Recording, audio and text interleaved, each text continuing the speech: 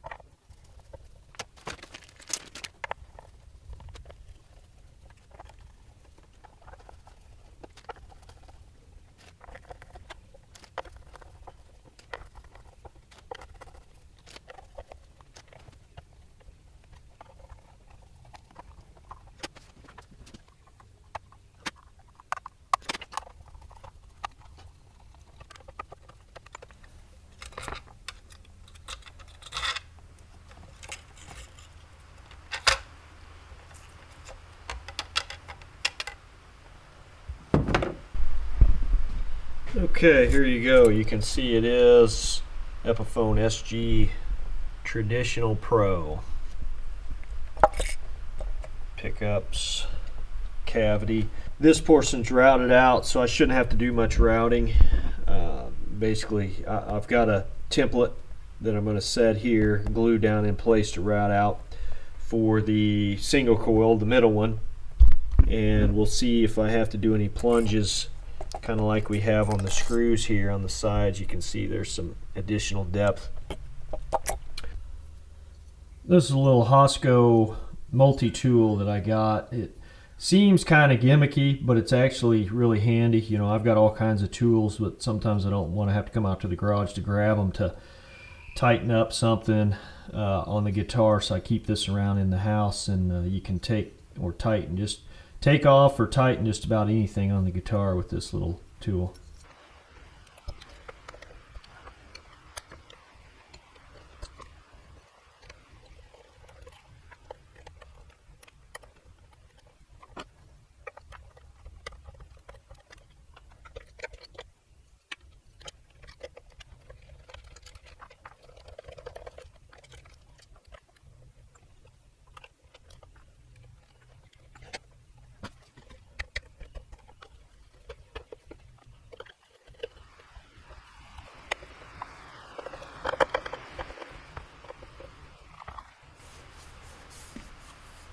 Well, it actually has shielding from the factory. I was pretty surprised to see that.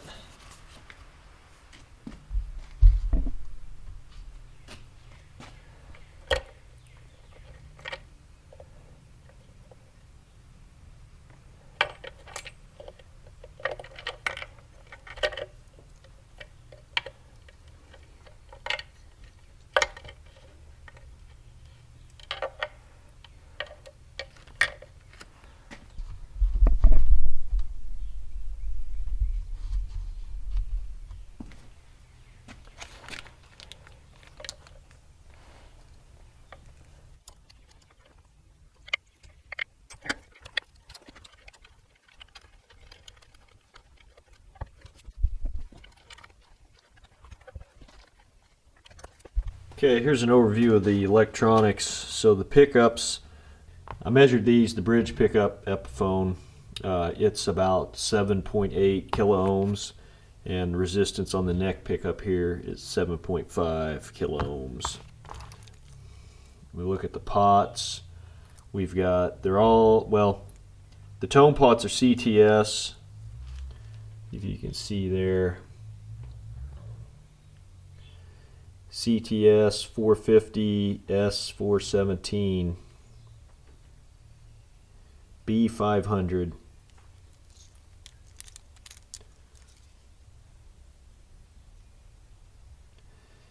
B500.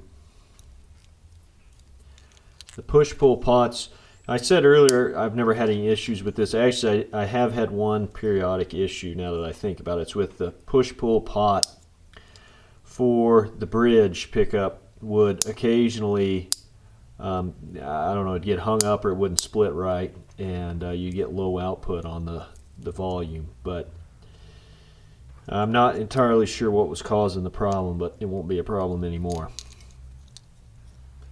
Output jack, Epiphone. Yep, tone pots are CTS. They have a larger 3/8 diameter hole, and the push-pull pots, they don't say exactly what they are. They have the smaller diameter shaft. Here's the switch. Epiphone brand. Solderless. Okay, so I'm back now with a few more parts. I've been debating on how to proceed with this. So I'd picked up this. Actually, I've had this for some months. This is the first piece I bought when I decided I was going to consider this project. After looking at this pick guard, if I overlay it on top of the factory one, you can see that there's a pretty substantial difference between the location of the holes for the bridge studs. I think now I've decided that I'm not going to use this pick guard. It also has the pickup spacing is much tighter. So here, for comparison, is a Strat pick guard. So if we compare the spacing of the 3 single coils, you can see there's a pretty substantial difference between what the Strat pickguard would be and what the SG3 pickguard is. I think I'm going to try to space the pickups out a little further than they are here on this SG3 pickguard. I won't get them as far apart as they are for the Strat. It also, you know, has a 3/4 inch longer scale length. So if we look here, if we set this on top, there's no issues with this SG3 pickguard other than the hole spacing here is off. I'm gonna have to elongate these holes, and I'm just not really sure I want to do that. I think I can make my own. I've got this blank SG 5-ply pickguard here. I believe I can use the Strat pickguard and come up with a happy medium of spacing somewhere in the middle between the two. Yeah, so if I overlay the 2 pickguards, the SG3 and the factory one with the humbuckers, you can see that the bridge and the neck single coils are located fairly close to the center of where the humbuckers were. What I'm going to try to do on the blank pickguard is push this neck pickup forward to where the forwardmost spot of the humbucker, and then do the opposite with the bridge pickup, push it to about as far back as the humbucker was, and then the middle I'll situate right in the middle between the two. Alright, you can see a couple options I traced out on this blank pickguard. It's kind of hard to see without getting too much glare in the way. I traced out the spots for the factory humbuckers, and then I added in the single coils, and I've got a couple options down here if I want the bridge pickup to be straight or if I want it to be angled like on a Strat. So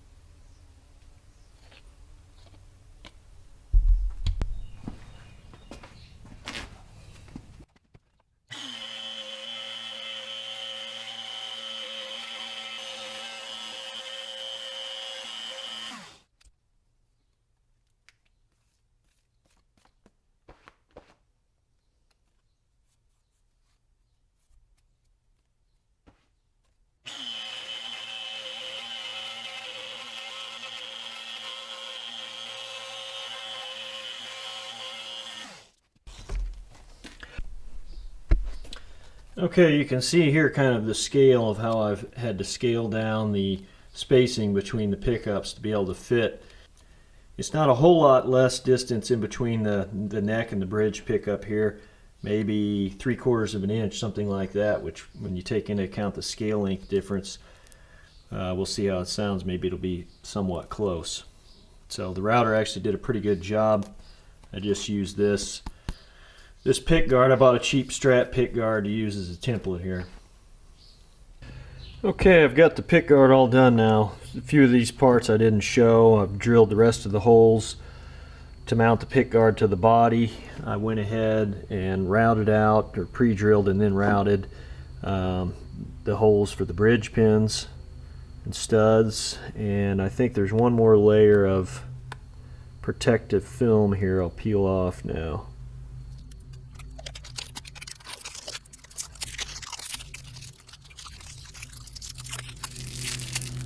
Alright, so yeah, I'm really happy with the way this turned out.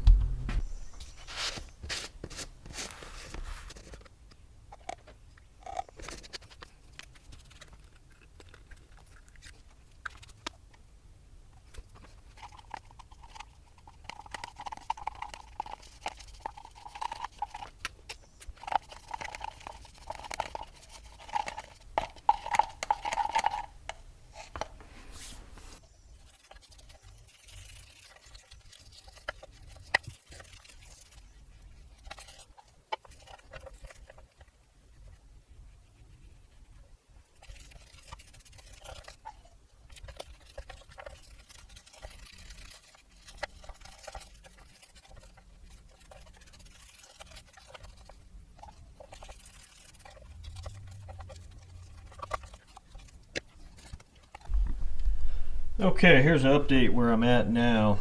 I went ahead and made up some conductive paint, painted the pickup cavity and painted over the control cavity. I didn't need this copper foil tape, however, since the paint is conductive. But I wanted to do is make sure that when I put the pick guard on, it makes a full connection to the conductive surface inside of both cavities. So I added these strips of tape and kind of brought them up where the pick guard surface is going to go. And then since I couldn't paint all the way through from here to the control cavity, I added a jumper wire that goes to the back. So that way everything is electrically connected, and hopefully I have good grounding and a lack of noise problems. I've also done some more work on the pick guard. I've added the copper shielding on the back. I've got the pickups put in. You can see them there. The pick guard's fully done. So I'll go ahead and set it in, run the wires through, and then start on the wiring.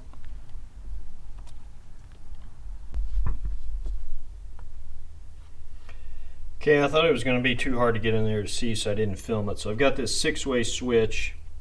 It has a little tang here that has to be located to keep the switch from rotating, obviously, instead of being like a 5-way Strat switch that's held down 2 screws. This has tension when you go and switch settings. You know, you can't really even do it by hand. You've got to have the knob on there for the extra leverage. So what I did is I took a Dremel with the finest bit that I had and channeled out this little slot in there to locate it and help keep it in place. The shaft diameter on this switch is also, I think, 3/8 around there, and this hole's a larger diameter from the factory switch. So what I have is some 3/4 inch Delrin rod here. I'm going to machine this down as a spacer or collar to go over the shaft to choke it up to the factory size hole to keep it located also and cut down on wobble. So I'll do that on the lathe. Come back, we'll see what that looks like. Okay, I just made this Delrin plug here on the lathe. See if I can pop it out for you. There it is. I just machined it down, drilled the hole, and cut it off. And it fits right over here, closes up the gap, will give me something to also tighten the nut and washer down against. I'm also only going to use one volume and one tone control. They're two different size holes here. One of them won't need one of those spacers. I'll have to make one for the back for the tone control, and then I'll probably make plugs out of Delrin that go in these two holes just to fill them up. So I'll do that next. Alright, I'm finished making parts on the lathe. You can see we've got plugs here, here, here, and here. And then just so this one doesn't stand out, I've got a washer. Still debating about whether I'll put one on the output jack or not. I don't think I will. I'll go back eventually and sand and clean these up so they're a little less scratched from the cutoff on the lathe, but I think for now this should work out pretty well. Alright, I'm back again. Workbench looks like a tornado hit it. I've got stuff all over the place. I think now I've finally got the wiring done. It was kind of a pain to wire up this 6-way switch. You can see there's just a mess of wires and jumpers in there. I've got the two 500 kilo ohm audio taper pots like I said earlier. I've got a orange drop capacitor, and I've got an upgraded input jack. So I think I've got everything right now. Like I said, a lot of ground wires and jumper wires and a whole lot going on with this 6-way switch, but I've got stuff tightened down, mocked in place. We'll see.